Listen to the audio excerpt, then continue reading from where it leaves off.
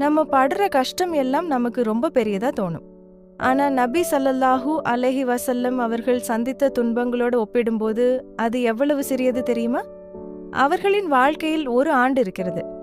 அந்த ஆண்டில் நடந்த விஷயங்கள் அவர்களை மிகவும் பாதித்தது. அதனால்தான் அந்த ஆண்டு துக்கத்தின் ஆண்டு என்று அழைக்கப்பட்டது. மக்காவில் இஸ்லாம் பரவ ஆரம்பித்த காலம். நபி ஸல்லல்லாஹு அலைஹி வஸல்லம் அவர்கள் பல கஷ்டங்களை எதிர்கொண்டார்கள். அவமானம், எதிர்ப்பு, துன்பம் எல்லாமே இருந்தது. ஆனாலும் அவர்களுக்கு 2 பெரிய ஆதரவுகள் இருந்தது. முதல் ஆதரம் அவர்களின் மனைவி கதீஜா ரலியல்லாஹு அன்ஹா அவர்கள். அவர்கள் நபி ஸல்லல்லாஹு அலைஹி வஸல்லம் அவர்களை முதலில் நம்பியவர். எப்போதும் அருகில் இருந்து ஆறுதல் கூறியவர், மன அமைதி கொடுத்தவர். இரண்டாவது ஆதாரம் அவர்களின் மாமா அபூ தாலிப். இஸ்லாமை ஏற்காதவராக இருந்தாலும் நபி ஸல்லல்லாஹு அலைஹி வஸல்லம் அவர்களுக்கு எப்போதும் உறுதுணையாக இருந்தார். வெளிப்புற ஆபத்துகளிலிருந்து காக்கும் ஒரு கவசமாக இருந்தார். ஆனால் அந்த ஆண்டில் முதலில் கதீஜா ரலியல்லாஹு அன்ஹா அவர்கள் மறைந்தார்கள்.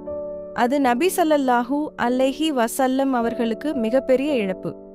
இன்னும் அந்த துக்கத்திலிருந்து வெளியே வராமல் இருக்கும்போது சில நாட்களில் அபூ தாலிப் அவர்களும் மறைந்தார்கள்.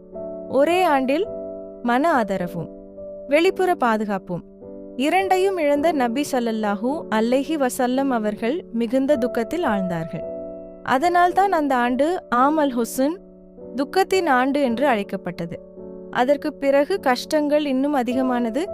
மக்கா மக்கள் துன்புறுத்தல் அதிகரித்தது. ஆனாலும் நபி ஸல்லல்லாஹு அலைஹி வஸல்லம் அவர்கள் ஒருபோதும் நம்பிக்கையை இழக்கவில்லை. எவ்வளவு கஷ்டம் வந்தாலும் அல்லாஹ்வின் மீது முழு நம்பிக்கை வைத்திருந்தார். அதுதான் நமக்கு ஒரு பெரிய பாடம். நமக்கும் கஷ்டங்கள் வரும், ஆனாலும் நாம் ஸபர் காத்துக்கொள்ள வேண்டும். அல்லாஹ்வின் மீது நம்பிக்கை வைக்க வேண்டும். இஸ்லாமிய அறிவை பகிருங்கள். இந்த வீடியோவை லைக் பண்ணி ஷேர் பண்ணுங்கள். இன்ஷா அல்லாஹ் இது உங்களுக்கு நன்மை தரும்.